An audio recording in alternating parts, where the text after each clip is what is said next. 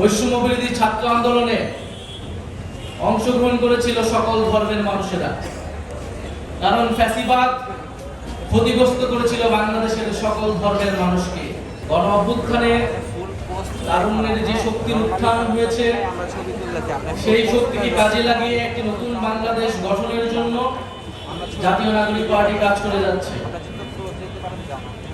গণ অভ্যুত্থানের মাধ্যমে বাংলাদেশে সকল ধর্ম সম্প্রদায় মানুষের মধ্যে যে ফ্যাসিবাদ বিরোধী জাতীয় ঐক্য প্রতিষ্ঠা হয়েছিল, সেই ঐক্যকে ধারণ করে আমরা সামনের দিকে এগোতে চাই।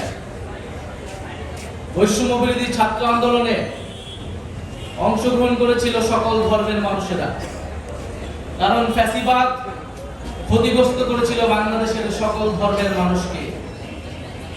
আমরা বিগত আমলে দেখেছি যে হিন্দু সম্প্রদায়ের মানুষ, তাদের জমি দখল করা হয়েছে, তাদের বাড়ি ঘরে আগুন লাগানো হয়েছে এবং একটা বিচারহীনতার সংস্কৃতি গত 16 বছর নয়, গত 50 বছর ধরেই এই দেশের সনাতন ধর্মাবলম্বী মানুষরা ভোগ করে আসছে, তার শিকার হয়ে আসছে।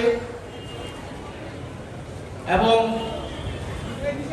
বিভিন্ন সময় তারা বিভিন্ন দাবি দাওয়া উত্থাপন করেছে, কিন্তু বাংলাদেশ রাষ্ট্রে যে ইনক্লুসিভনেস, অন্তর্ভুক্তির বিষয়টি তারা কখনোই পেয়ে আসেনি। আমরা বলেছি জুলাই গণ অভ্যুত্থানের মধ্য দিয়ে তরুণরা জেগে উঠেছে, ফলে তরুণদেরকে এই বাংলাদেশ পরিবর্তন করতে হবে, সেই দায়িত্ব আমাদের কাঁধে এসে পড়েছে। ফলে বাংলাদেশের গত 50 বছর ধরে যেই সমস্যা, গণতন্ত্রের সমস্যা, আমাদের সাম্প্রদায়িক সম্প্রীতি বিনষ্ট হওয়ার যে বিষয়গুলো রয়েছে, আমাদের নাগরিক অধিকার না পাওয়ার যে সমস্যা, সেই সকল সমস্যা দূর করে আমাদেরকে সামনের দিকে এগোতে হবে।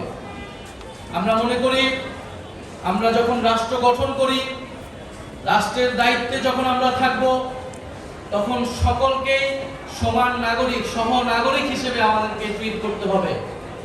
সমান নাগরিক মর্যাদা এবং সমান অধিকার আমাদেরকে নিশ্চিত করতে হবে।